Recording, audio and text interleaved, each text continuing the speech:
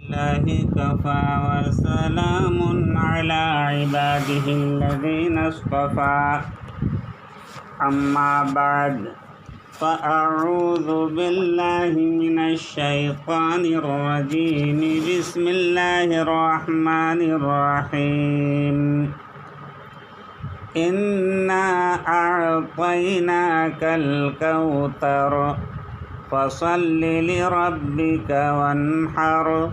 إن شانئك هو الأبتر وقال تعالى فلما بلغ معه السعي قال يا بني إني أرى في المنام أني أذبحك فانظر ماذا ترى قال يا أبت افعل ما تؤمر ستجدني إن شاء الله من الصابرين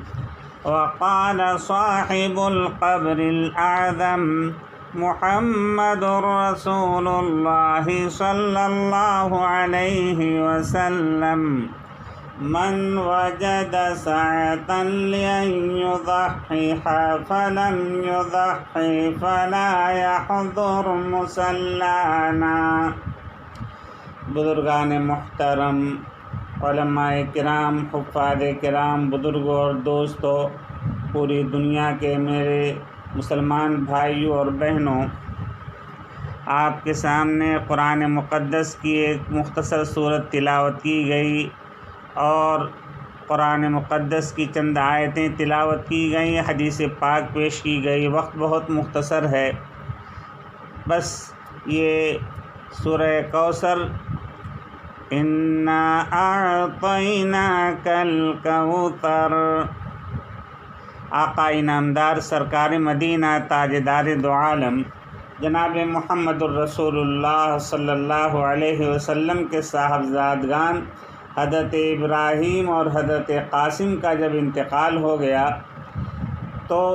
مشرکین مکہ اور دشمنان اسلام ابو لہب، ابو جہل لوگوں کے گھروں پر جا کر کے کنڈیاں بجایا کرتے تھے اور مبارکباد پیش کرتے تھے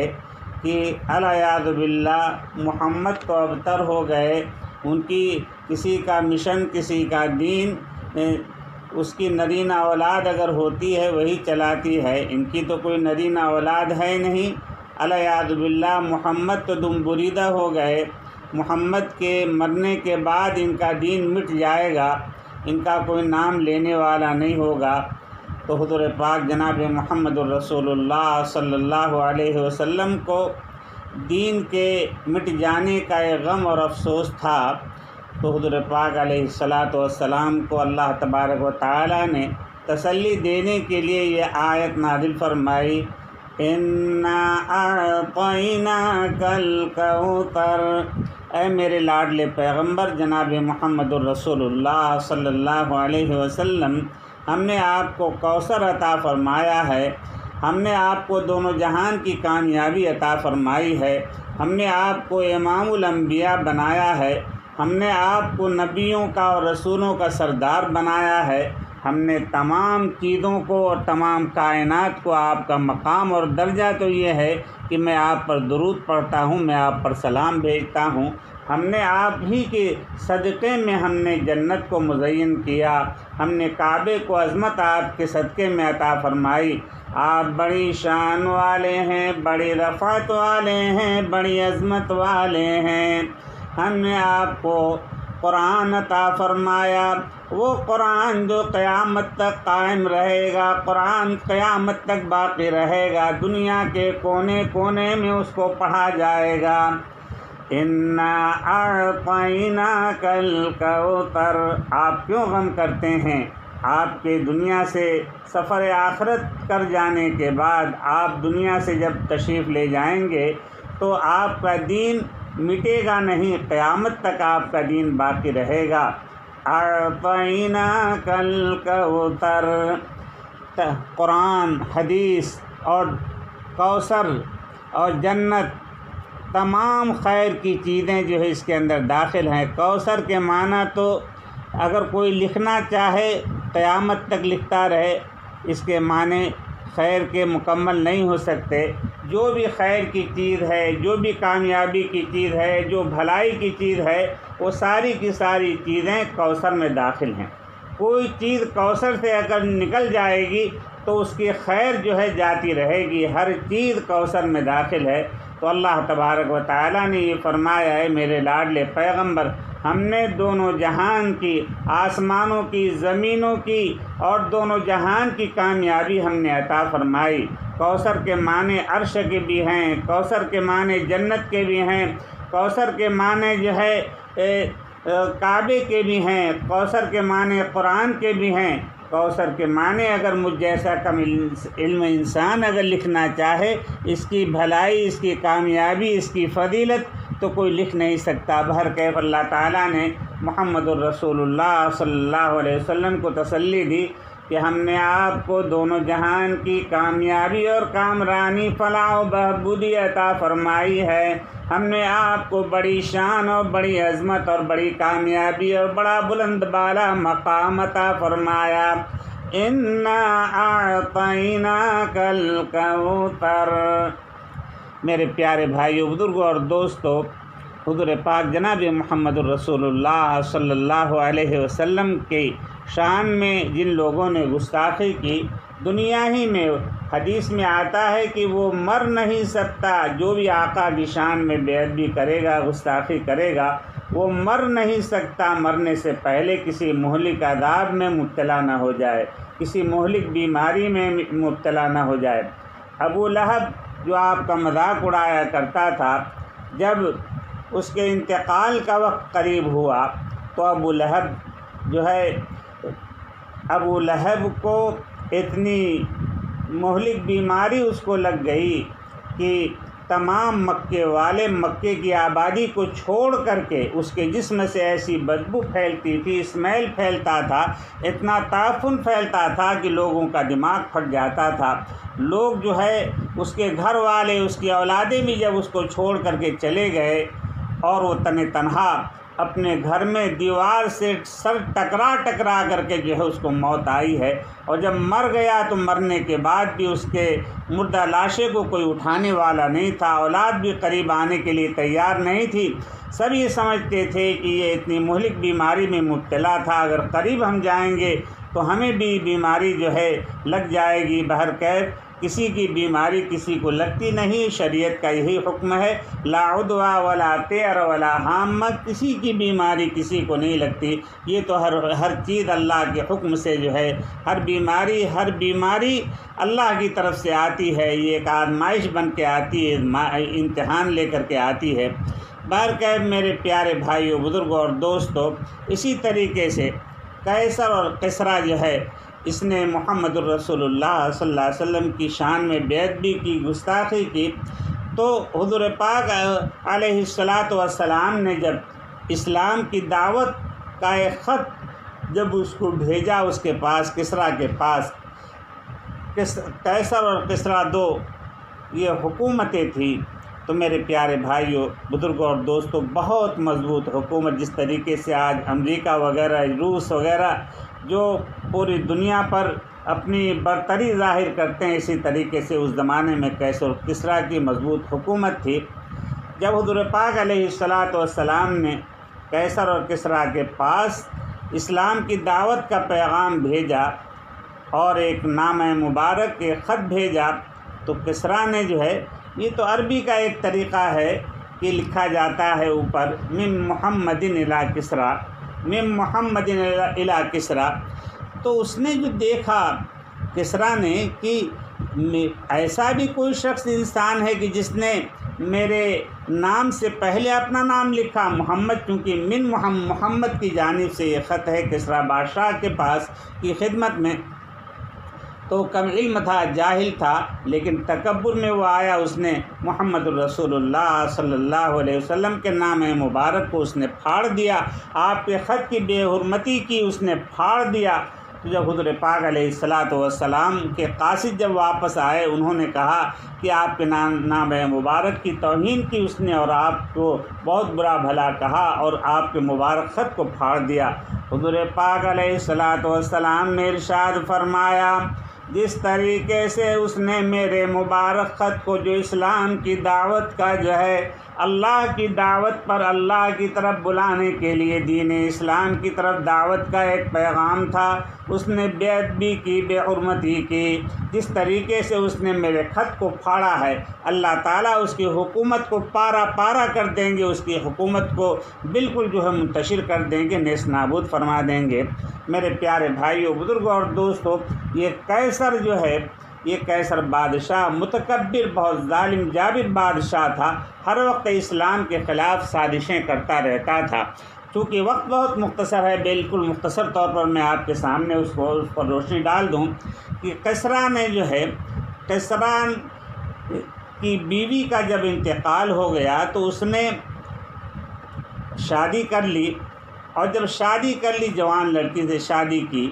تو جو کسریٰ کا لڑکا تھا وہ اپنے باپ کی سوتیلی ماں پر عاشق ہو گیا۔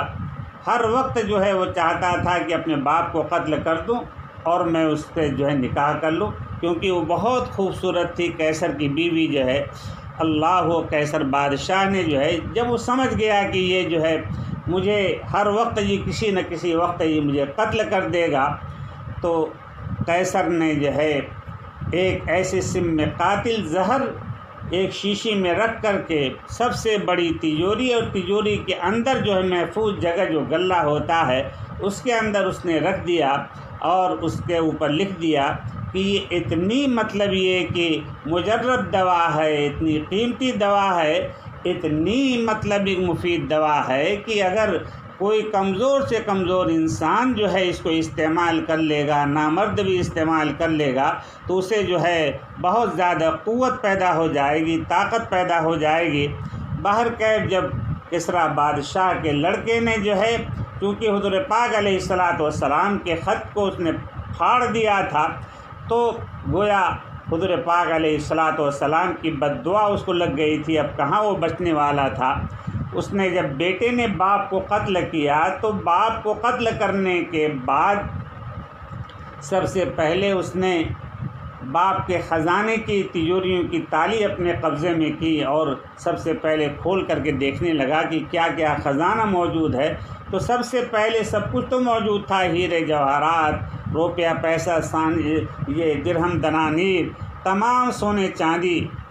اور تمام جواہرات موجود تھے، لیکن ایک شیشی اس میں موجود تھی۔ اس نے دیکھا کہ اوہو، یہ تو ہیرے جواہرات تو اس میں ہوتی ہیں تجوری میں، لیکن یہ شیشی کیا چیز ہے؟ اس نے دیکھا کہ اچھا، میرا باپ جو ہے اسی لیے بہت زیادہ مطلب یہ کہ اس کو طاقت تھی اور بہت زیادہ عیاشی کرتا تھا، اتنی قیمتی دوائیں استعمال کرتا تھا۔ اس نے پوری دوا جو ہے وہ اس نے اپنے منہ میں ڈال لی، اور دوا پیتے ہی جو ہے وہ جو ہے مر گیا۔ تو گویا کسریٰ کے لڑکے نے باپ کو قتل کیا، اور پھر باپ نے حکمت سے جو ہے ایسی زہر رکھ دیا تھا تجوری میں، جس کو پیتے ہی اس کا بیٹا بھی جو ہے قتل ہو گیا، اور پوری حکومت نیست نابود ہو گئی، پارا پارا ہو گئی۔ تو میرے پیارے بھائیوں، بزرگوں اور دوستوں، وقت مختصر ہے، عرض کرنے کا منشا یہ ہے کہ آقا کی شان میں جو بھی بیعت بھی کرے گا، بے حرمتی کرے گا، یہ جو ہے اسی دنیا ہی میں مر نہیں سکتا جب تک جو ہے وہ عذاب میں مبتلا نہ ہو جائے۔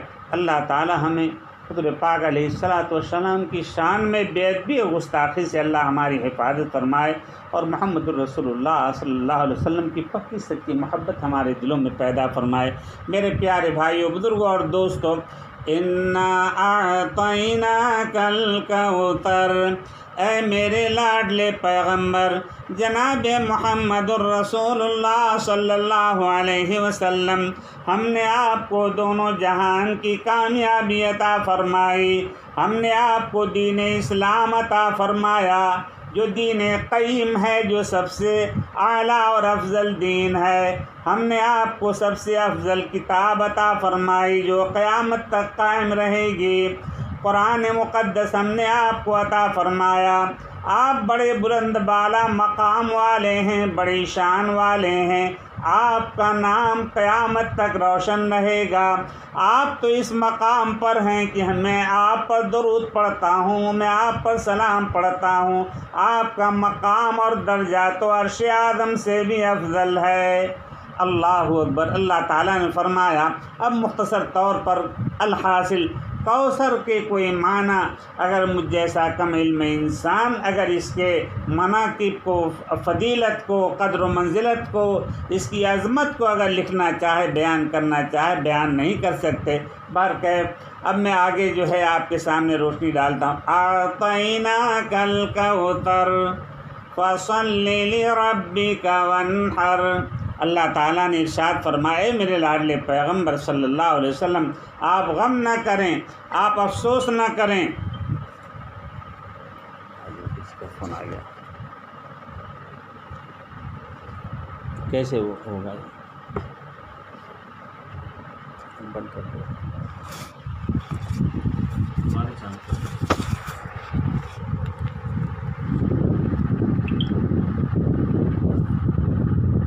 اے میرے لاڈلے پیغمبر جناب محمد الرسول اللہ صلی اللہ علیہ وسلم، فصل لربک وانحر، آپ نمازوں کا اہتمام کریں، نماز باجماعت خود بھی آپ اہتمام فرمائیں، صحابہ کو، پوری امت کو نماز کے اہتمام کی تاکید فرمائیں۔ فصل لربک وانحر، اور اس کے معنی ایک یہ بھی آتے ہیں کہ فصل لربک وانحر، آپ عید الاضحیٰ کی نماز ادا فرمائیں، وانحر، اور نماز کے بعد قربانی آپ کریں۔ میرے پیارے بھائیوں، بزرگوں اور دوستوں، کیونکہ وقت بہت ہی مختصر ہے، حضور پاک جناب محمد الرسول اللہ صلی اللہ علیہ وسلم نے فرمایا، من وجد سعة لأن يضحي فلم يضحي فلا يحضر مصلانا۔ میرے پیارے بھائیوں، بزرگوں اور دوستوں، میں تمام دوست احباب، تمام امت مسلمہ سے، پوری دنیا کے مسلمان بھائیوں سے میں درخواست کرتا ہوں کہ قربانی جو نصاب کا مالک ہو، جس کے پاس 52.5 تولہ چاندی یا 7.5 تولہ سونا یا اس کی قیمت اس کے پاس موجود ہو، یا اتنا اسباب ضروریات سے زائد اس کے پاس اسباب موجود ہو، تجارتی سامان ہو، تو اس کے اوپر قربانی واجب ہو جاتی ہے۔ آج کل جو ہے مثال کے طور پر تقریباً 25,000 روپیہ اگر انڈین کسی کے پاس موجود ہے تو اس کے ذمے قربانی انڈیا کے اندر، اور دوسرے ملک والے اپنے علماء سے معلوم کریں کتنی رقم پر قربانی واجب ہوتی ہے، وہاں کے علماء اعظام، مفتیان کرام بتائیں گے ان کو۔ بہرکیف ہندوستان میں آج کل کی جو چاندی کی قیمت ہے اس کے اعتبار سے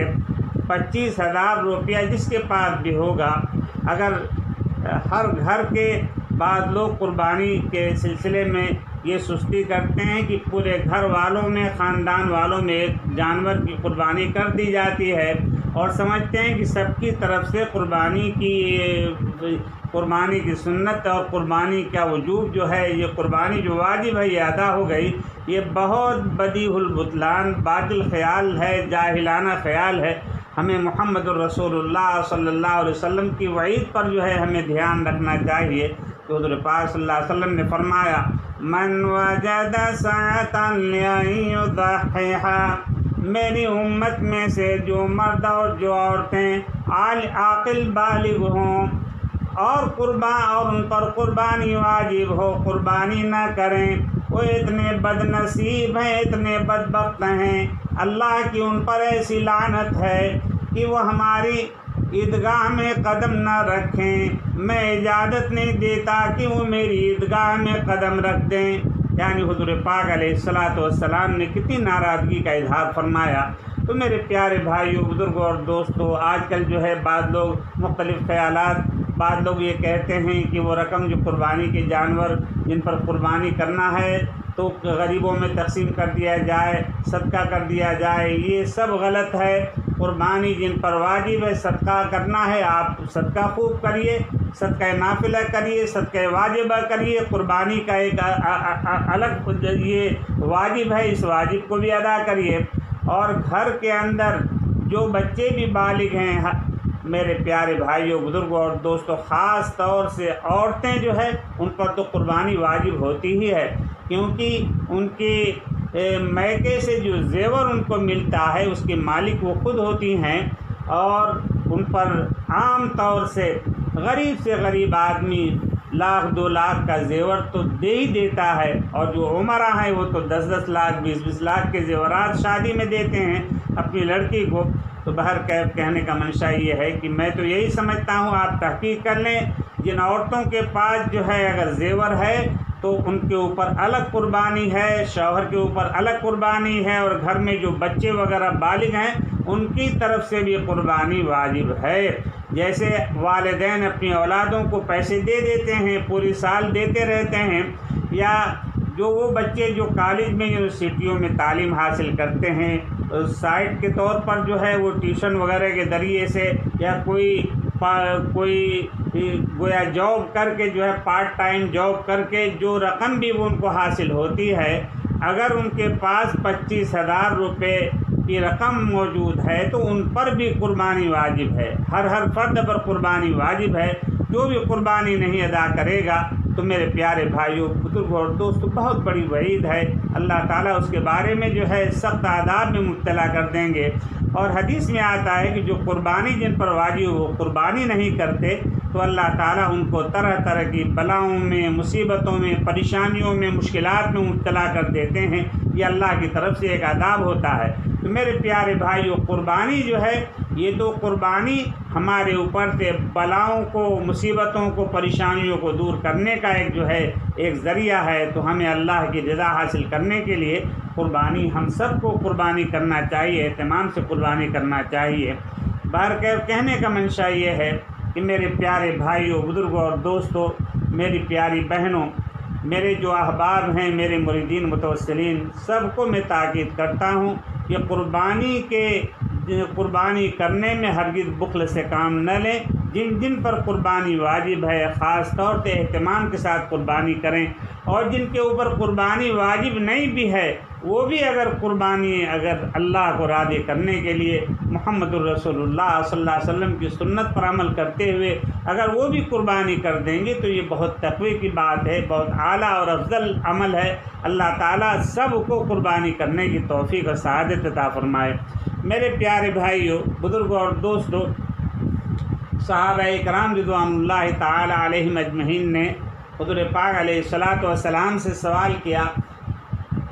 ما هذه الاضاحی، یا رسول اللہ صلی اللہ علیہ وسلم یہ قربانی کیا چیز ہے؟ حضور پاک جناب محمد الرسول اللہ صلی اللہ علیہ وسلم نے ارشاد فرمایا، سنت ابیکم ابراہیم، یہ تمہارے باپ دادا ابراہیم علیہ السلام کی سنت ہے۔ اور حضور پاک علیہ السلام نے ارشاد فرمایا کہ قربانی یہ بہت اونچا عمل ہے، بہت فضیلت والا عمل ہے، سبھی کو کرنا چاہیے۔ میرے پیارے بھائیوں بزرگوں اور دوستوں، حضور پاک آپ اندازہ لگائیے، مالک ابن دینار رحمۃ اللہ علیہ، ایک مختصر واقعہ میں آپ کے سامنے نقل کروں۔ مالک ابن دینار رحمۃ اللہ علیہ حج بیت اللہ کے لیے تشریف لے جا رہے تھے، تو راستے میں مالک ابن دینار رحمۃ اللہ علیہ کو، ابن دینار یعنی دینار کا بیٹا، یعنی بہت مالدار تھے۔ تو پہلے زمانے میں جو امیر لوگ ہوتے تھے تو جب سفر حج پہ جاتے تھے تو ساتھ میں کپڑے بھی لے کے جاتے تھے، کھانے پینے کے سامان بھی، تاکہ حجاج کی ضیافت کریں، خدمت کریں ان کی۔ لیکن آج کل تو حجاج کرام میں ایسا بخل ہوتا ہے کہ جب وہاں حج پر جاتے ہیں تو جو کھانے پینے کا سامان لے کر جاتے ہیں ریٹرن اس کو واپس لے کر کے آتے ہیں، بخل کی بھی انتہا ہوتی ہے۔ میرے پیارے بھائی، بڑے شرم کی بات ہے، جو بھی لے کر کے جاؤ یہاں سے اس کو عرفات میں، منی میں، مزدلفے میں جو بیچارے جن کے پاس خزانہ موجود ہوتا ہے لیکن وہ چلنے پھرنے سے معذور ہوتے ہیں، دکانیں نہیں ہوتی، تو ان کو آپ کھلائیے، ان کو پانی پلائیے اور خرید کر کے ان کی ضیافت کیجیے، حجاج کی خدمت کیجیے، یہ تو حج کے مقبول ہونے کی علامت ہے۔ تو بہرکیف میرے پیارے بھائیوں، بزرگوں اور دوستوں، مالک بن دینار رحمۃ اللہ علیہ ایک اونٹ پر سوار تھے اور سفر حج بیت اللہ کے لیے جا رہے تھے۔ انہوں نے دیکھا کہ راستے میں ایک اللہ کا بندہ قدم بڑھاتے ہوئے چلا جا رہا ہے، بالکل ننگا، بدن پہ جو ہے کوئی کپڑا نہیں، صرف ناف سے لے کر گھٹنے تک ایک ٹاٹ کا کپڑا پہنے ہوئے ہے، اور وہ بھی اتنا چھوٹا تھا کہ وہ سطر چلنے میں کھل نہ جائے، کانٹوں کی گھنٹیاں اس نے لگا رکھی تھیں۔ بڑے وجد میں وہ کچھ ذکر کرتے ہوئے چلا جا رہا تھا۔ مالک بن دینار رحمۃ اللہ علیہ نے سواری کو تیز کیا، اور جب اس کے محاذ میں اس کے قریب پہنچے تو معلوم کیا مالک بن دینار رحمۃ اللہ علیہ نے، من این، اے اللہ کے بندے، اے اللہ کے ولی، تو کہاں سے آ رہا ہے؟ اس اللہ کے بندے نے جواب دیا، من ہو، انہی کے پاس سے آ رہا ہوں۔ مالک بن دینار رحمۃ اللہ علیہ کو کچھ بات سمجھ میں نہیں آئی، پھر معلوم کیا، الی این، تم کہاں جا رہے ہو؟ تمہارا ارادہ کہاں جانے کا ہے؟ تمہارا مقصد سفر کیا ہے؟ اس نے کہا، الیہ، انہی کے پاس جا رہا ہوں۔ مالک بن دینار رحمۃ اللہ علیہ یہ سمجھے کہ کوئی مجنون دیوانہ معلوم ہوتا ہے، معلوم کرتا ہوں کہاں سے آ رہے ہو، کہہ رہا ہے انہی کے پاس سے آ رہا ہوں، من ہو، انہی کے پاس سے آ رہا ہوں، کہاں جا رہے ہو؟ الیہ، انہی کے پاس جا رہا ہوں۔ این الزاد والراحلہ، تمہارا سامان سفر، تمہاری سواری کہاں ہے؟ راستہ بہت دشوار گزار ہے۔ وہ کہتا ہے، علیہ، انہی کے ذمے ہے، آ رہا ہوں انہی کے پاس سے، جا رہا ہوں انہی کے پاس، اور سامان سفر اور سواری کا انتظام انہی کے ذمے ہے۔ مالک ابن دینار رحمۃ اللہ علیہ کی بات جب کچھ بات سمجھ میں نہیں آئی تو وہ ننگا تھا بیچارہ، بالکل کھانے پینے کا کچھ سامان بھی نہیں تھا۔ اس نے مالک ابن دینار رحمۃ اللہ علیہ نے اپنے کپڑوں میں سے جو لے کر کے جا رہے تھے عمدہ قسم کا ایک کرتا نکال کر کے اس کو دینا چاہا اور کچھ کھانے پینے کا سامان دینا چاہا، تو مالک ابن دینار رحمۃ اللہ علیہ سے اس نے کہا، اے مالک ابن دینار، کان کھول کر کے سن لو، یہ کرتا اگر حلال کمائی کا ہے تو جنت میں جانے کے لیے کیو میں اور لائن میں لگنا پڑے گا، اگر یہ کرتا حرام کا ہے تو نماز بھی مقبول نہیں ہوگی۔ بے کرتے والے کو نہ حساب کا ڈر ہے نہ عذاب کا خوف ہے۔ مالک بن دینار رحمۃ اللہ علیہ کا کرتا لینے سے اس نے انکار کر دیا۔ وہ چلا جا رہا تھا وجد میں پڑھتا ہوا، اور مالک بن دینار رحمۃ اللہ علیہ سے کہا، اس اللہ کے بندے نے، اے مالک ابن دینار، تمہیں اپنی سواری پر بڑا گھمنڈ ہے، بڑا غرور ہے۔ جب سے میں نے گھر سے قدم نکالا ہے میں نے ایک وظیفہ شروع کر دیا ہے، کاف ہا یا عین صاد، میں اس کا ورد کر رہا ہوں اور پڑھتا ہوا چلا جا رہا ہوں۔ جہاں پر پہنچ کر جس چیز کی ضرورت ہوتی ہے اللہ تعالیٰ غیب سے میری ضرورت کو پوری فرما دیتے ہیں۔ مالک ابن دینار رحمۃ اللہ علیہ نے کی بات جب اس نے کچھ نہیں سنی تو آگے چونکہ سفر ایام حج قریب تھا، تیز سواری سے جو ہے جلدی مکہ مکرمہ پہنچنا چاہتے تھے، جلدی سواری کو آگے بڑھاتے ہوئے چلے، لیکن یہ اللہ کا بندہ پیدل چل رہا تھا، پیچھے رہ گیا۔ لیکن دوسرے دن صبح سویرے جو ہے دیکھا مالک ابن دینار رحمۃ اللہ علیہ نے، تو وہی اللہ کا بندہ جو پیدل چل رہا تھا مجھ سے آگے ایک شیر ببر پر سوار ہے۔ اللہ اکبر! مالک ابن دینار رحمۃ اللہ علیہ ڈر کے مارے اپنی سواری کو روک لیا، اور اس اللہ کے بندے نے فَإِنَّهُ يَنظُرُ بِنُورِ اللَّهِ، جو اللہ والے ہوتے ہیں وہ اپنی دل کی آنکھوں سے دیکھ لیا کرتے ہیں۔ انہوں نے دیکھا، محسوس کیا کہ مالک ابن دینار پیچھے آ رہے ہیں۔ مالک ابن دینار رحمۃ اللہ علیہ رک گئے تو اس اللہ کے بندے نے خطاب کیا، اے مالک ابن دینار آ جاؤ۔ مالک ابن دینار رحمۃ اللہ علیہ کانپ رہے تھے، تھرا رہے تھے کہ شیر ببر پر یہ اللہ کا بندہ مجنون جو ہے سوار ہے اور مجھے بلا رہا ہے۔ مالک ابن دینار رحمۃ اللہ علیہ قریب پہنچے تو کہا مالک ابن دینار رحمۃ اللہ علیہ سے، اے مالک ابن دینار، تمہیں سواری پر بڑا گھمنڈ تھا۔ ارے میں تو پیدل جو ہے اس لیے جا رہا ہوں کہ حدیث میں آتا ہے کہ سفر حج میں جو جاتا ہے اور جو قدم زمین پر رکھتا ہے، ہر قدم پر اللہ تعالیٰ 70,000 نیکیاں نام اعمال میں لکھ دیتے ہیں، ورنہ مجھے سواری کی ضرورت نہیں تھی۔ مجھے تو اللہ تعالیٰ نے اپنی طرف سے جو ہر چیز کا انتظام کر رکھا ہے میرے لیے، میں ہر وقت دعا کے ذریعے سے اللہ کی مدد کو طلب کر لیا کرتا ہوں۔ تو میرے پیارے بھائیو، اس نے کہا ہے مالک ابن دینار شیر ببر سے اتر کر کے اچھل کر کے اس نے جو ہے کود گیا اور شیر کو جو ہے کان پکڑ کر کے اس کا جو ہے گھما دیا جنگل کی طرف کہ چلا جاؤ۔ وہ جو ہے شیر پش نہیں کر رہا تھا اور اس کی طرف جو ہے پیٹ کر کے وہ بھاگتا نہیں، ایسا نہیں، وہ سر ہلاتا رہا، پیچھے ہٹتا رہا ادب و احترام کے ساتھ، اور جو ہے جنگل کے وادیوں میں جو ہے وہ کھو گیا۔ تو میرے پیارے بھائیو، بزرگوں اور دوستوں، مالک ابن دینار رحمۃ اللہ علیہ یہ حالات، یہ واقعات دیکھ کر کے ہوش و حواس گم ہو گئے۔ وہ اللہ کا بندہ تیز چلتا رہا۔ اب مالک ابن دینار رحمۃ اللہ علیہ وہاں رکے رہے، ہوش و حواس ان کے اڑ گئے تھے۔ اب کچھ دیر کے بعد جب افاقہ ہوا، ہوش آیا، تو انہوں نے سوچا کہ اللہ اکبر، بہت بڑی غلطی ہو گئی، ایک اللہ کے ولی سے ملاقات ہوئی تھی اور میں دعا کی درخواست بھی نہ کر سکا، اللہ اکبر۔ تو مالک ابن دینار رحمۃ اللہ علیہ جلدی سواری کو تیز رفتار سے جو ہے چلانا شروع کیا، اور مکہ مکرمہ پہنچ کر جب طواف کر رہے تھے، طواف قدوم، طواف کرتے ہوئے تلاش کیا اس اللہ کے بندے کو کہ وہ اللہ کا ولی مل جائے، میں اس سے دعا کرا لوں۔ مالک ابن دینار رحمۃ اللہ علیہ کو طواف کے دوران وہ نہیں ملا۔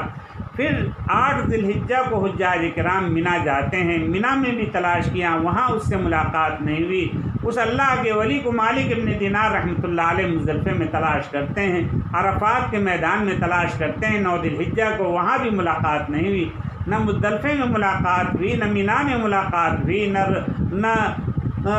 شیطان کو رمی کرتے وقت ملاقات ہوئی۔ مالک ابن دینار رحمۃ اللہ علیہ شیطان کو رمی کرنے کے بعد، کنکری مارنے کے بعد، جب وہ قربانی کے لیے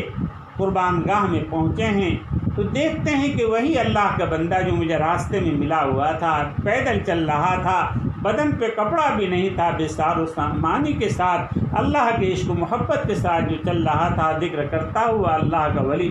اگر وہ مل جائے تو میں دعا کی درخواست کروں۔ وہاں پہنچے تو دیکھا کہ وہ اللہ کا ولی جو ہے قربان گاہ میں مالک ابن دینار رحمۃ اللہ علیہ سے پہلے پہنچا ہوا ہے، اور بڑے وجد میں جو ہے مالک ابن دینار رحمۃ اللہ علیہ سے جو ہے وہ بڑے وجد میں جو ہے مالک ابن دینار رحمۃ اللہ علیہ نے کہا کہ وہ ایک عربی کا شعر پڑھتا ہے، ان الحبیب الذی یرضیہ سفک دمی دمی حلال لہ فی الحل والحرم۔ اللہ اکبر۔ وہ اللہ کا بندہ جو پیدل چل رہا تھا، راستے میں مالک ابن دینار رحمۃ اللہ علیہ کو ملا تھا۔ مالک ابن دینار رحمۃ اللہ علیہ کہتے ہیں کہ وہ عربی میں کہہ رہا تھا، ان الحبیب الذی، وہ کہہ رہا تھا کہ اے میرے خالق اور مالک، میرے پروردگار، لوگ یہاں پر تیرے نام پر قربانی پیش کریں گے، حج کے لیے لوگ آئے ہیں، لیکن جن کے پاس بہت سے لوگ قربانی کا جانور ساتھ لے کر کے آئے ہیں، وہ تیرے نام پر قربانی پیش کریں گے، اور جن کے جو ساتھ قربانی کا جانور لے کر کے نہیں آئے، وہ جو ہے قربانی کا جانور پیسے سے خرید کر تیرے نام پر پیش کریں گے۔ لیکن اے رب الجلال، خالق کائنات، میرے پاس تو نہ پیسہ ہے، نہ قربانی تیرے نام پر پیش کرنے کے لیے کوئی جانور ہے، میرے پاس تو میری یہی جان ہے۔ اے رب کریم، مجھے افسوس ہے، غم ہے اس بات کا کہ میرے پاس ایک ہی جان ہے، کاش جو ہے میرے جسم میں جتنے بال ہیں ان بالوں کی تعداد کے برابر میرے پاس جان ہوتی اور میں تیری محبت میں میں جانوں کی قربانی پیش کرتا تو میرے دل کی تسلی ہوتی۔ اے رب کریم میرے پاس یہی تنہا میری جان ہے، اس کو قبول کر لیجئے۔ اگر میرا مالک میرا پروردگار حرم میں قربانی مجھ سے پیش کرنے کے لیے کہے تو میں حرم میں قربانی پیش کرنے کے لیے تیار ہوں۔ حرم میں اگر دینے وہ چاہتا ہے تو میں ہل میں بھی قربانی پیش کر سکتا ہوں، حرم میں بھی قربانی پیش کر سکتا ہوں۔ اور کہا کہ ان الحبیب الذی یرضیہ سب کو دمی دمی حلال لہ فی الحل والحرم۔ تو میرے پیارے بھائیو، مالک بن دینار رحمۃ اللہ علیہ کانپ رہے تھے، رو رہے تھے کہ اللہ کا ولی جو ہے کاش پہلے ملاقات ہو جاتی۔ اور بڑے وجد میں جو ہے وہ دعائیں ہاتھ اٹھا کر مانگ رہا تھا، آنکھیں اشک بار تھیں، پورا بدن آنسوؤں سے جو ہے بھیگا ہوا تھا اور دعائیں مانگ رہا تھا۔ آسمان پر اس کی نگاہ اٹھی ہوئی تھی اور مسکرا رہا تھا اور پچھاڑ کھا کے زمین پہ گرتا ہے۔ اور مالک ابن دینار رحمۃ اللہ علیہ جلدی سے پہنچے، اس کو اس کے سر کو اٹھا کر اپنے زانوں پر جب رکھا ہے تو مالک ابن دینار رحمۃ اللہ علیہ ایک وہ ملاقات جو پہلی بار ملاقات، ایک دوسری بار، ایک یہاں پر جو ملاقات ہوئی، یہ چند لمحے کی ملاقات میں گویا مالک ابن دینار رحمۃ اللہ علیہ کو ولایت کا مقام حاصل ہو گیا۔ تو اللہ والوں کی صحبت ایک لمحے کی 1000 سال کی عبادت سے افضل ہوتی ہے۔ تو میرے پیارے بھائیو، بزرگوں اور دوستو، یہ قربانی کا جانور، میں آپ کو کیا قربانی کے اوپر میں کیا روشنی ڈالوں، آپ اندازہ لگائیے۔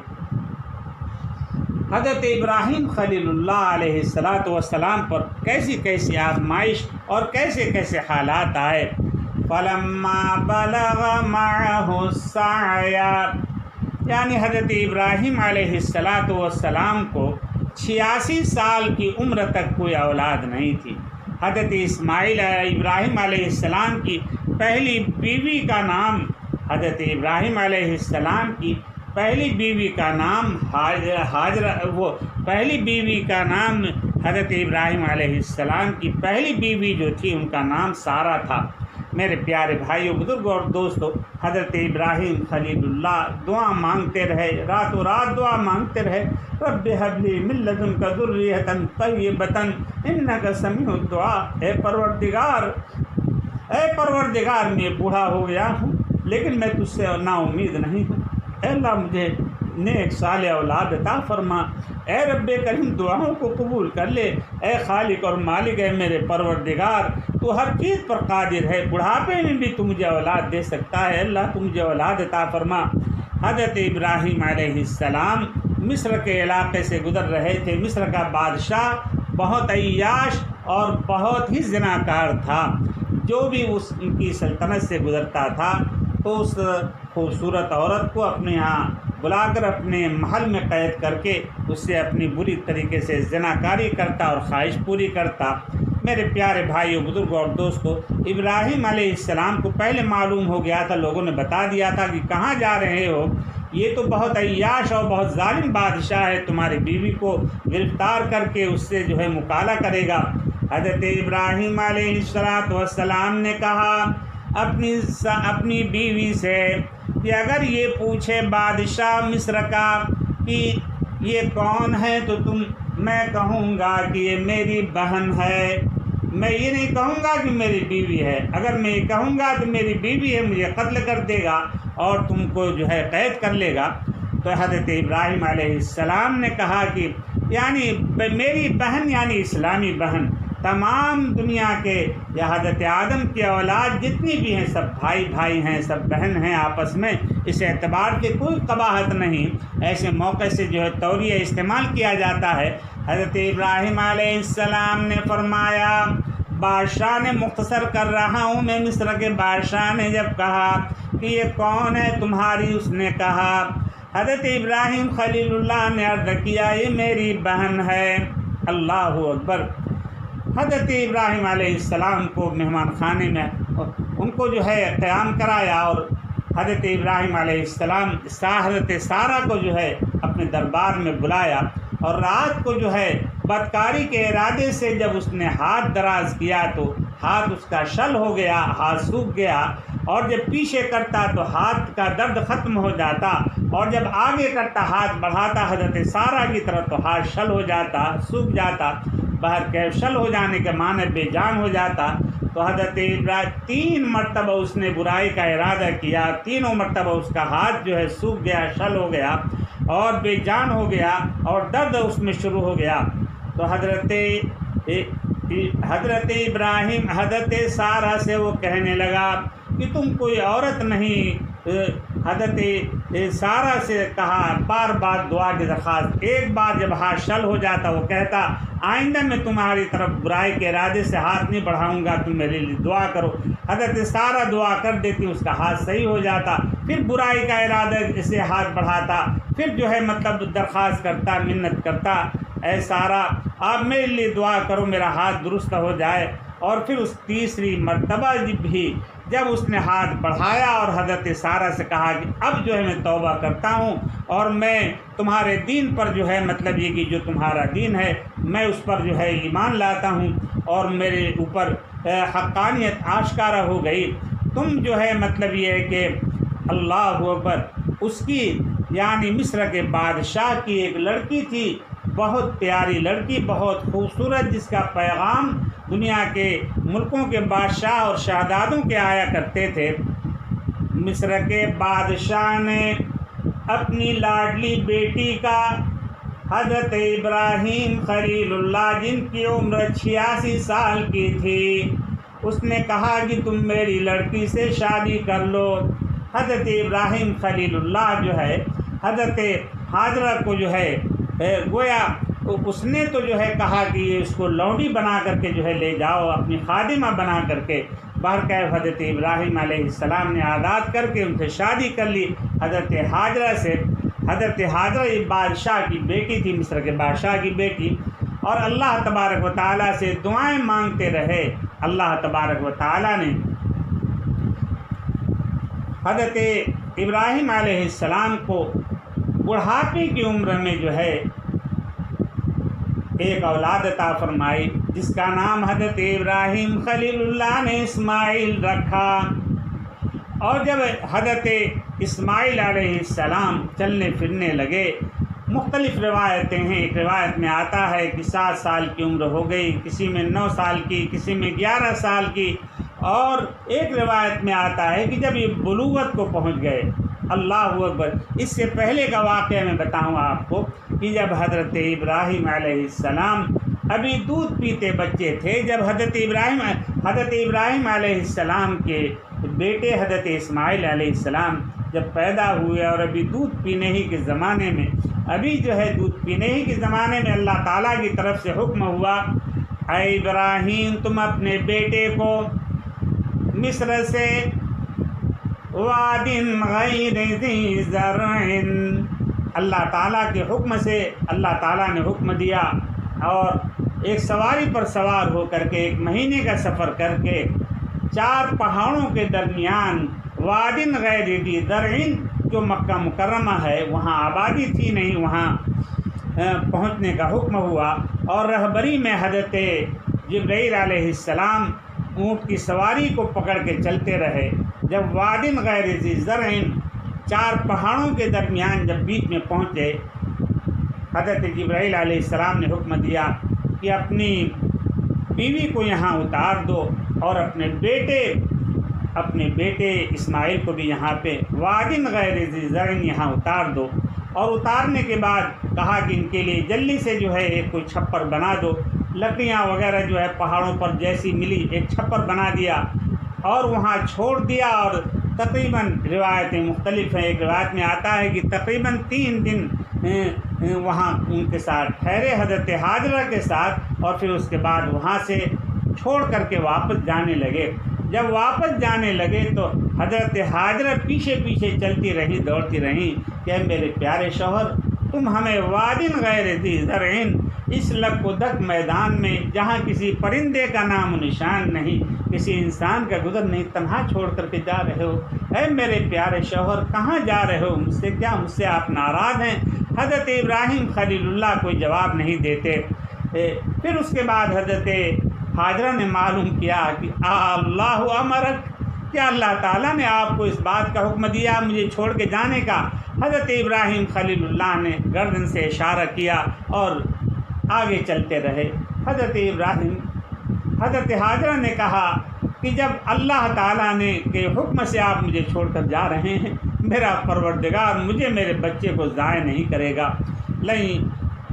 اللہ اکبر۔ میرے پیارے بھائیوں، بزرگوں اور دوستوں، حضرت اسماعیل علیہ السلام، حضرت ابراہیم علیہ السلام حضرت اسماعیل کو اپنے بیٹے لخت جگر کو، جو بڑھاپے میں ایک سہارا تھا، ایک بچہ جو پیدا ہوا تھا بڑی دعاؤں تمناؤں کے ساتھ، دودھ پیتے بچے کو ایسی جگہ جہاں کوئی سبزہ نہیں، کھانے پینے کے اشیاء نہیں، وادٍ غیر ذی زرع کے اندر ایک مشکیزے میں پانی اور ایک مشکیزے میں ایک تھیلے میں کھجور چھوڑ کر کے چلے گئے۔ جب وہ حضرت ہاجرہ پانی استعمال کرتی رہیں، کھجور استعمال کرتی رہیں، جب کھجور اور پانی ختم ہو گیا تو اب جو ہے مطلب یہ کہ حضرت اسماعیل علیہ السلام، جب یہ ان کو کھانے پینے کے لیے حضرت ہاجرہ کے پاس کچھ نہیں تھا تو ان کی چھاتی سے بھی دودھ جو ہے سوکھ گیا۔ حضرت اسماعیل علیہ السلام تڑپتے تھے، بےتابی کے ساتھ اینڑیاں زمین پر رگڑتے تھے، اور حضرت ہاجرہ وہ وادٍ غیر ذی زرع، وہ 4 پہاڑوں کے درمیان میں جو ایک وادی تھی، اب تو چونکہ وہ مسمار کر کے جو ہے برابر جگہ بنا دی گئی ہے، لیکن ایک وادی، ایک پہاڑ جو ہے صفا تھا، ایک مروہ تھا، اور 2 پہاڑ اور تھے، وہ تو اب مسمار ہو گئے۔ لیکن میرے پیارے بھائیوں، صفا پر حضرت ہاجرہ جو ہے چڑھتی، اور چڑھنے کا مقصد یہ تھا کہ اونچی جگہ پر چڑھ کر کے دیکھتی کہ کوئی پرندے کہیں نظر آئیں تو پانی کے آثار ہوں تو پانی تلاش کر کے بچے کو لے کر کے وہاں جاؤں اور پانی پلاؤں۔ تو حضرت ہاجرہ چڑھی، پہلے صفا پر چڑھی، اور حضرت اسماعیل علیہ السلام جو ہے ان کو چھوڑ کر کے وہاں وادٍ غیر ذی زرع، نشیبی جگہ میں، نیچے جگہ میں، اوپر سے نظر آتے تھے، وہاں کھڑے ہو کر دعا مانگتی تھی، الہ العالمین، الہ العالمین، میرے لیے اور میرے بیٹے کے لیے کھانے پینے کا، پانی کا انتظام فرما، اور اے اللہ اگر آپ نے مدد نہیں کی تو میرا دودھ پیتا بچہ شہید ہو جائے گا، ہلاک ہو جائے گا، اے میرے پروردگار مدد فرمائیے۔ پھر وہاں سے صفا تھے وہ اترتی ہوئی آتی اور مروہ کی طرف جاتی، ایک صفا پہاڑی اونچائی پر تھی، ایک مروہ تھی، مروہ پر بھی جا کر کے رخ کر لیتی حضرت اسماعیل کی طرف، لیکن ان کو کیا معلوم کہ یہ رخ کرنا جو ہے یہ بیت اللہ کی تعمیر وہاں ہونی تھی، اس رخ پر اللہ اکبر وہاں کھڑے ہو کر دعائیں مانگتی، پھر وہاں سے جو ہے چلتی، اور جب نشیب میں آتی، میلین اخضرین، جو سبز رنگ کے، جو مسعی کے درمیان جہاں حجاج کرام جو ہے حج کے موقع پر یا عمرے کے موقع پر سعی کرتے ہیں، تو احرام کے باندھنے کے بعد جو سعی کی جاتی ہے تو میلین اخضرین جو نیچے جگہ ہوتی ہے، نیچے جگہ سے حضرت اسماعیل علیہ السلام نظر نہیں آتے تھے، تو حضرت ہاجرہ دوڑتی تھی، تیزی کے ساتھ دوڑتی تھی، تاکہ جو مطلب یہ ہے کہ ان کو فکر ہوتی تھی کہ کوئی مودی جانور میرے بیٹے کو جو ہے تکلیف نہ پہنچائے، ایذا نہ پہنچائے اور ہلاک نہ کر دے، اور جب نظر آنے لگتے تو آہستہ آہستہ چلتی رہتی، 7 مرتبہ چکر لگایا، صفا سے مروہ، مروہ سے صفا، صفا سے مروہ، اور جب ملین اخضرین یعنی دونوں صفا مروہ کے درمیان نیچی جگہ جو ہے وہاں جب آتی ہیں، آج حجاج کرام کے لیے آسانی کے لیے 2 نشان جو ہے سبز رنگ کے وہاں پہ لگا دیے ہیں سعودی حکومت نے، تو وہاں پر حجاج کرام اس کو دیکھ کر دوڑتے ہیں، اور ہرے رنگ کی بتیاں بھی وہاں لگی ہوئی ہیں۔ تو میرے پیارے بھائیوں، بزرگوں اور دوستوں، یہ وہی جگہ ہے حضرت اسماعیل جب 7ویں چکر پر پہنچی ہیں، یعنی پہلا چکر جو ہے صفا پر پہنچی، صفا سے مروہ، مروہ سے صفا، 7واں چکر جو ہے پورا ہوتا ہے، مروہ پر پہنچ کر کے گر گئی، تھک گئی تھی، بے ہوش ہو گئی۔ جب افاقہ ہوا تو دیکھ کر کے پھر دعا مانگنے لگی، اور حضرت اسماعیل جب دیکھا انہوں نے کہ میرا بیٹا اسماعیل جہاں پر موجود ہے وہاں کوئی انسان نظر آ رہا ہے، تو ایک امید کی کرن نظر آئی، تو وہاں سے دوڑتی ہوئی بھاگتی ہوئی وہ اپنے بیٹے اسماعیل کے پاس جب قریب پہنچی ہیں، اللہ اکبر، حدیث میں آتا ہے کہ حضرت اسماعیل علیہ السلام بھوک اور پیاس کی شدت کی وجہ سے اینڑیاں رگڑتے تھے۔ آپ نے دیکھا ہوگا کہ جب کسی کا انتقال ہوتا ہے تو وہ اینڑیاں جو ہے مطلب یہ کہ پیر سکوڑتا ہے پھیلاتا ہے سکوڑتا ہے پھیلاتا ہے۔ حضرت اسماعیل علیہ السلام بھی، آپ بچوں کو دیکھیں کہ بچے جب روتے ہیں اور ان کو بھوک لگتی ہے تو بار بار پیر کو موڑتے ہیں پھیلاتے ہیں موڑتے ہیں، اور مطلب یہ کہ پھر ماں سمجھتی ہے کہ بچہ بھوکا ہے دودھ پلاتی ہے۔ تو حضرت اسماعیل علیہ السلام بھوک اور پیاس کی شدت کی وجہ سے اور قریب تھا کہ ہلاک ہو جاتے۔ اللہ اکبر! یہ منظر تمام ملائکۃ الرحمن دیکھ رہے تھے اور سب کی آنکھیں اشکبار تھیں۔ سورج بھی رو رہا تھا، چاند بھی رو رہا تھا، تمام ستارے رو رہے تھے، تمام پہاڑ رو رہے تھے۔ اللہ اکبر! سب دعائیں مانگ رہے تھے، اے رب کریم کیا قیامت قائم ہونے والی ہے؟ ایک دودھ پیتا بچہ بلک رہا ہے رو رہا ہے اور بھوکا پیاسا اب دم توڑنے والا ہے، ابھی ہلاک ہونے والا ہے۔ اے رب کریم مدد فرمائیے۔ تمام ملائکۃ الرحمن اربوں خربوں کی تعداد میں درخواست کرتے، الہ العالمین آپ ہمیں اجازت دیں کہ ہم پانی لے کر کے ان کے لیے جائیں، کھانے پینے کا توشہ لے کر کے لیے جائیں۔ اللہ تبارک و تعالیٰ نے سب کو منع فرما دیا اور ملائکۃ الرحمن کے سردار جبریل امین کو بھیجا کہ میرا خلیل کا بیٹا اسماعیل جہاں اینڑیاں رگڑ رہا ہے وہاں اپنا داہنا پر ماریں۔ غور کرنے کا مقام ہے، حضرت جبرائیل علیہ السلام نے اسی جگہ پر جہاں حضرت اسماعیل علیہ السلام جو اینڑیاں رگڑ رہے تھے دایاں پر مارا ہے تو وہاں پر جو ہے پانی کا چشمہ ابلنے لگا، پانی کا چشمہ ابلنے لگا۔ حضرت ہاجرہ جلدی قریب پہنچی وہاں پہ تو پانی ابل رہا ہے، وہاں پہ جلدی پیا اور اپنے بیٹے اسماعیل کو پلایا، اور ایک دم پانی پیتے ہی وہ کوئی عام پانی تھا نہیں، یہ تو وہ پانی جو زمزم یعنی اس کا نام حضرت روایت میں آتا ہے کہ حضرت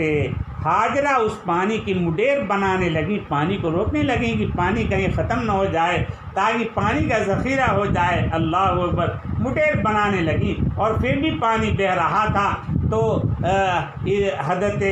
ہاجرہ نے کہا زم رک جا مت بہ، رک جا، کیونکہ ان کو یہ افسوس ہو رہا تھا کہ پانی ادھر ادھر بہے گا ضائع ہو جائے گا۔ زم رک جا، تو پانی رک گیا۔ حدیث میں آتا ہے کہ اگر یہ لفظ استعمال نہ کرتی حضرت ہاجرہ تو پوری دنیا میں یہ پانی زمزم کا پہنچ جاتا، اس وقت نہیں پہنچا۔ تو بہرکیف آج اللہ تعالیٰ جو ہے بڑی عظمت کے ساتھ بڑے احترام اور تعظیم کے ساتھ جو ہے اس کو بابرکت بنا کر کے پوری دنیا کے کونے کونے میں جو ہے شفا بنا کر اللہ تعالیٰ نے عالم کی شفا بنا کر کے اللہ تعالیٰ نے اس کو پہنچایا۔ تو میرے پیارے بھائیوں بزرگوں اور دوستوں، یہ غور کرنے کا مقام ہے کہ اللہ تبارک و تعالیٰ نے کیسے کیسے انبیاء علیہ الصلاۃ والسلام سے امتحان لیا۔ اب میں عرض کرتا ہوں آپ کے سامنے، فَلَمَّا بَلَغَ مَعَهُ السَّعْيَ، جب ابراہیم علیہ السلام کی عمر مختلف روایتیں ہیں 7 سال کے ہو گئے، 9 سال کے، 11 سال، ایک روایت میں ہے کہ جب بالغ ہو گئے تقریباً تو حضرت ابراہیم علیہ السلام کو حکم ہوا کہ جاؤ اپنی بیوی ہاجرہ کے پاس اور بیٹے اسماعیل کے پاس۔ جب حضرت ابراہیم خلیل اللہ پہنچے ہیں حضرت ہاجرہ کے پاس، حضرت ہاجرہ جو ہے لپٹ گئیں، بلک کے رونے لگی۔ اللہ اکبر! ایک مدت کے بعد اپنے پیارے شوہر سے ملاقات ہوئی تھی، رونے لگی، اور حضرت اسماعیل تو پہچانتے ہی نہیں تھے۔ حضرت ہاجرہ نے کہا کہ بیٹا اسماعیل یہ تمہارے باپ ابراہیم ہیں، اللہ کے نبی۔ اللہ اکبر! میرے پیارے بھائیوں بزرگوں اور دوستوں، حضرت اسماعیل علیہ السلام کو بھی سینے سے لگایا، اور پھر اس کے بعد چند دن وہاں قیام کیا، اور چند دن قیام کرنے کے بعد حضرت یہی وہ مقام ہے جہاں پہ زمزم کا کنواں ہے اور جہاں پر بیت اللہ کی تعمیر اللہ تبارک و تعالیٰ نے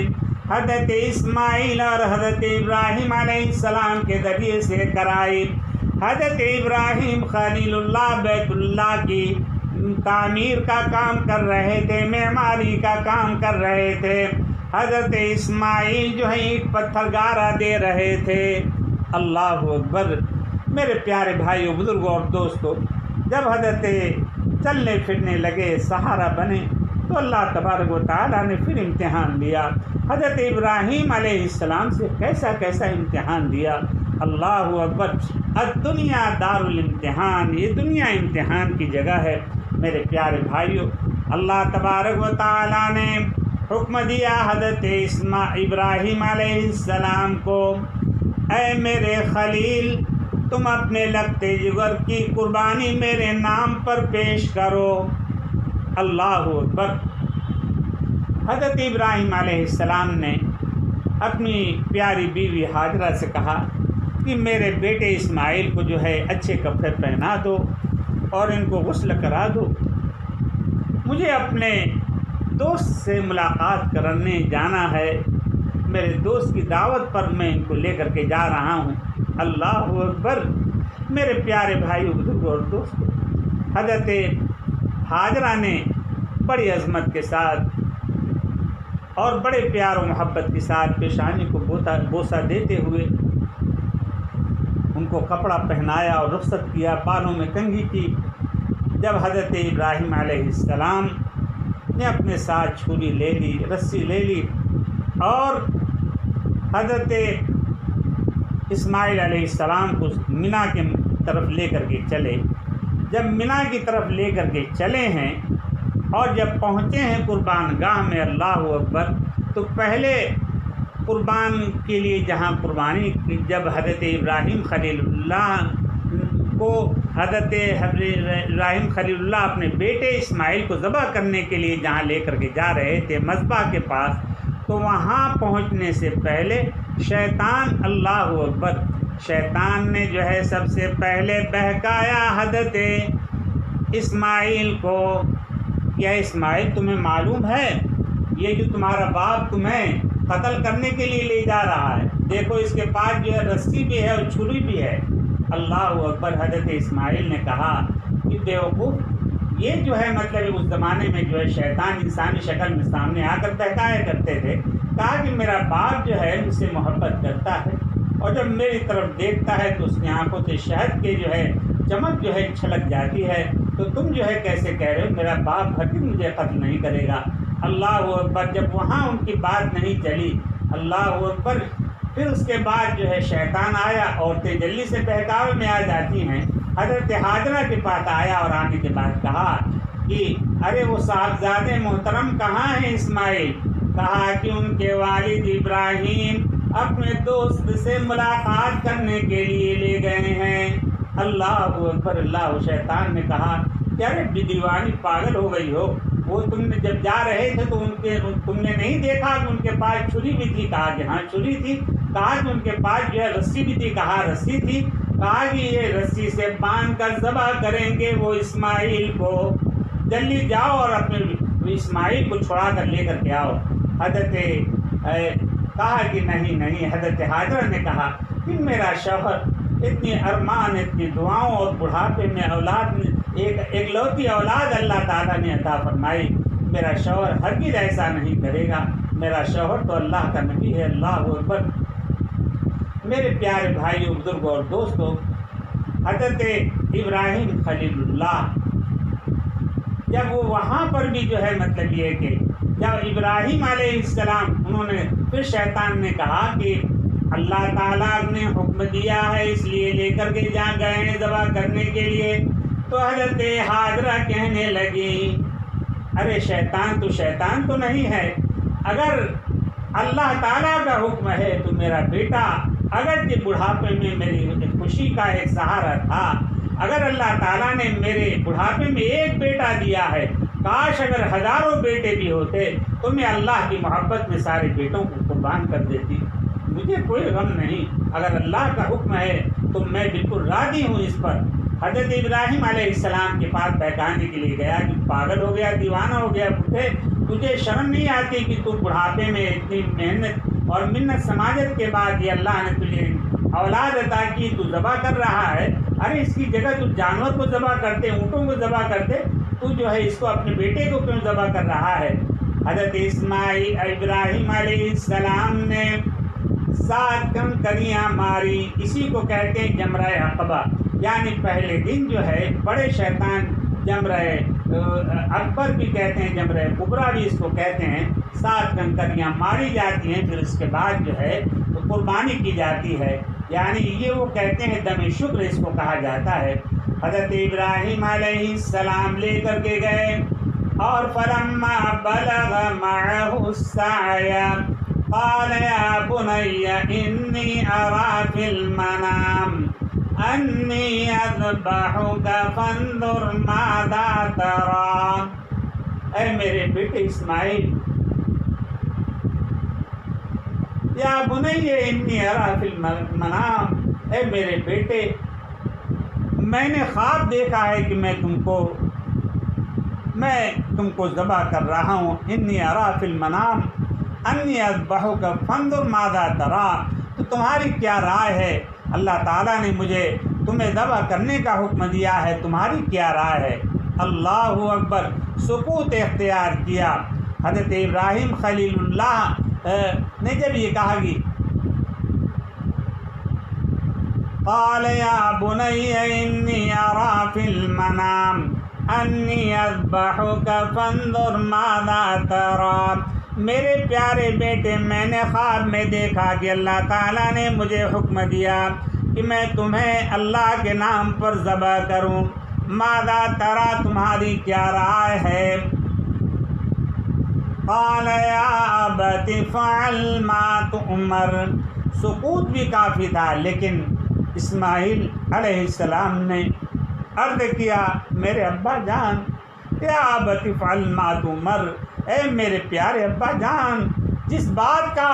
آپ کو حکم دیا ہے صرف مجھے ذبح کرنا نہیں، جن جن باتوں کا آپ کے پروردگار نے اور میرے پروردگار نے، میرے خالق اور مالک نے جن چیزوں کا حکم دیا ہے، آپ ان چیزوں کو جو ہے جلدی سے انجام دے دیں، جلدی سے اللہ کے حکم کو پورا کریں۔ ستجدنی انشاء اللہ من الصابرین، آپ مجھے صبر کرنے والا پائیں گے، میں چلاؤں گا نہیں، بھاگوں گا نہیں۔ حضرت اسماعیل علیہ السلام لیٹ گئے اور ابراہیم علیہ السلام نے ان کو رسیوں سے باندھ دیا۔ جب رسیوں سے باندھ دیا تو تھوڑی دیر میں اللہ اکبر، آنکھوں پر پٹی بھی باندھ لی، اللہ اکبر، اور پھر اس کے بعد جو ہے مطلب یہ ہے کہ حضرت اسماعیل نے عرض کیا، ابا جان یہ رسیوں کو کھول دیجئے۔ ابراہیم علیہ السلام نے فرمایا، بیٹا اسماعیل، ابھی تو تم کہہ رہے تھے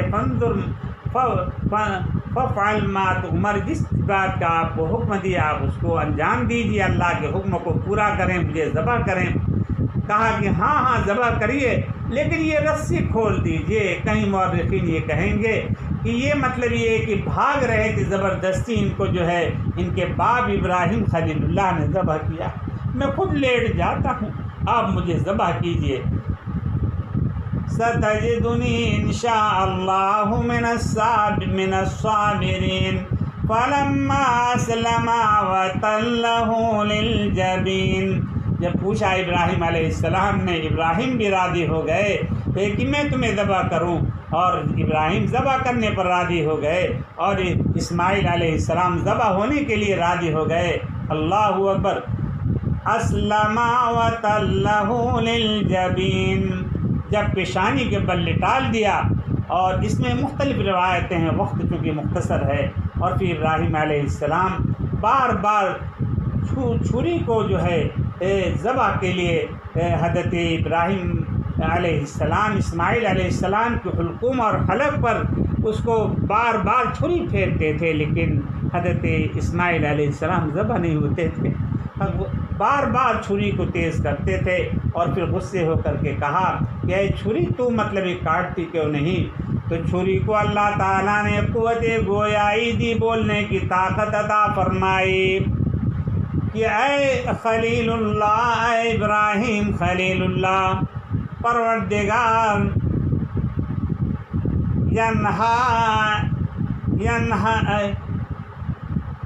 رب جلیل مجھے روکتا ہے، رب جلیل مجھے روکتا ہے کہ میں جو ہے اسماعیل کا بال بیکا ہونے سے بھی میں اس کو اسماعیل علیہ السلام کو نہ کاٹوں۔ اور خلیل کا حکم ہے کہ میں ذبح کروں، نہیں، میرے لیے یہ ہے کہ میں اللہ کے حکم پر جو ہے میں اس کو میرے مجال کیا ہے کہ میں اس کو ذبح کروں۔ اللہ اکبر۔ پھر اللہ تبارک و تعالیٰ نے جنت سے حضرت اسماعیل علیہ السلام دمبا لے کر کے آئے، اور پھر اس کے بعد جو ہے ذبح کیا ابراہیم علیہ السلام نے قربانی پیش کی۔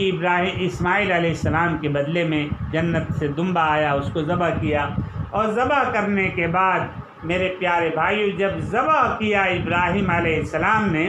اور جانور جب دمبا ذبح ہو گیا تو ابراہیم علیہ السلام نے کہا اللہ اکبر اللہ اکبر۔ حضرت اسماعیل علیہ السلام نے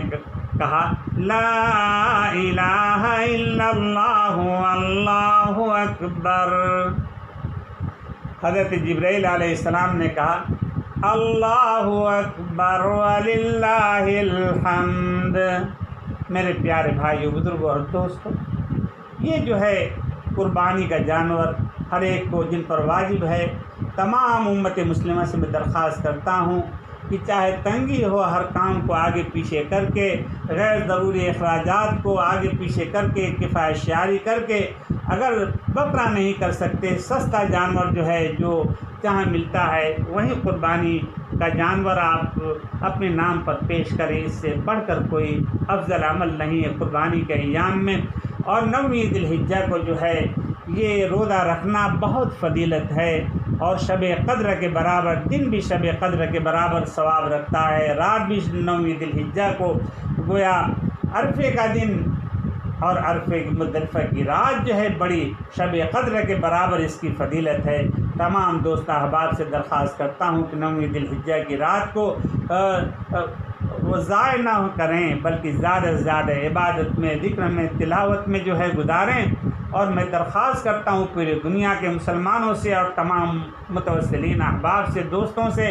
کہ اس رات کو شب قدر جو ہے رمضان کی وہ تو متعین نہیں ہے، لیکن یہ رات تو متعین ہے، یقینی طور پر اللہ تعالیٰ شب قدر کا جو ثواب عطا فرمائیں گے۔ اور اس رات میں جو دعا قبول ہوتی ہے، صبح صادق طلوع نہیں ہوتی جب تک دعا قبول نہ کر لے اللہ تبارک و تعالیٰ، دعا مانگنے والوں کی دعاؤں کو قبول نہ فرما لے۔ تو میں پوری امت سے درخواست کرتا ہوں، تمام مسلمان بھائیوں سے، مردوں سے، عورتوں سے جن پر قربانی واجب ہے، میں اپنی پیاری بہنوں سے، بیٹیوں سے میں درخواست کرتا ہوں اپنے شوہروں کی بات نہ مانیں، بخیلی نہ کریں، زیور بیچنا پڑے، زیور بیچ کر کے جو ہے قربانی جو ہے اللہ کے نام پر پیش کریں۔ کیا بعید ہے کہ اللہ تعالیٰ کو آپ کا یہ نورانی عمل پسند آ جائے، اور اللہ تعالیٰ یہ نجات کا ذریعہ بن جائے، اور دونوں جہان کی کامیابی کا ذریعہ یقینی طور پر بنے گا۔ تو میرے پیارے بھائیوں، بزرگوں اور دوستوں، میں سبھی سے درخواست کرتا ہوں کہ کل 9 ذی الحجہ ہے، سبھی لوگ روزہ رکھنے کا اہتمام کریں۔ شب قدر کے برابر، شب قدر میں جیسے دعائیں قبول ہوتی ہیں،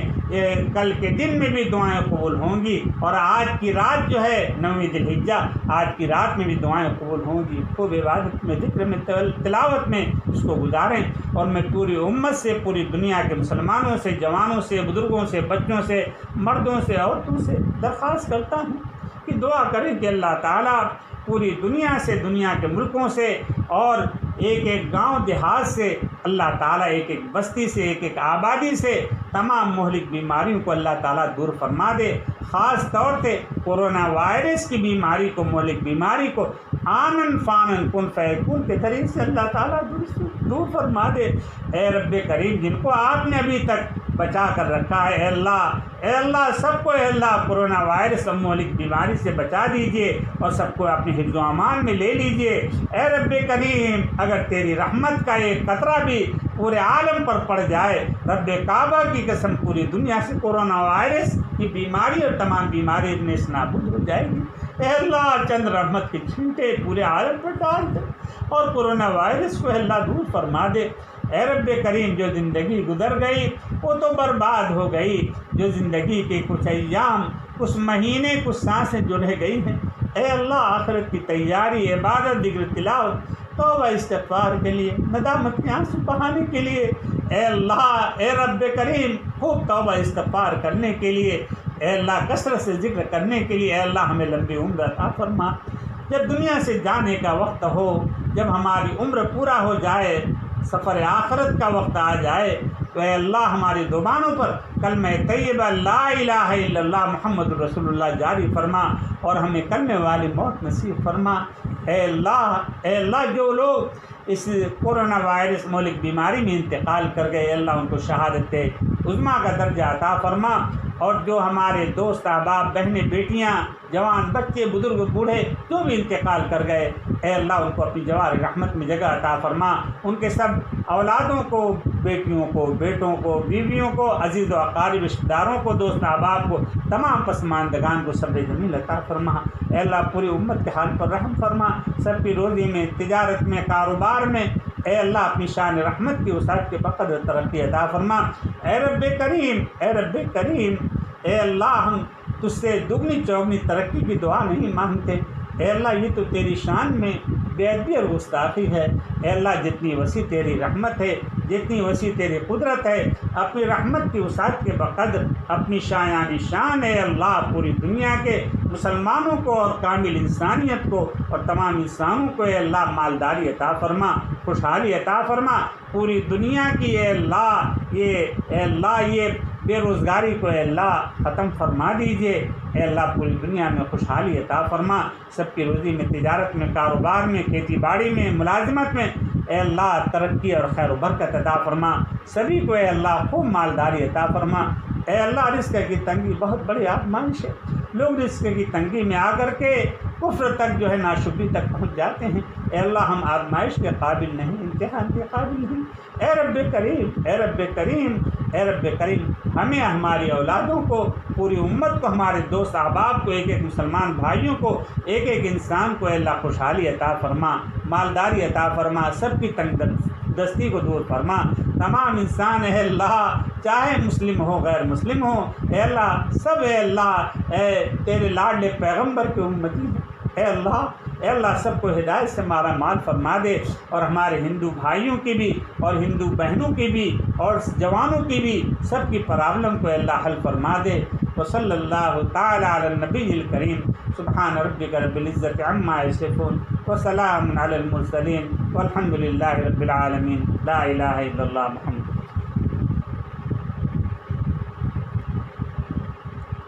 اس کو ابھی بھیج دو، اس کو سبھی بھیج دو، کیونکہ یہ سب بھیج رہا ہوں میں، جو صاف ہو اس کو کر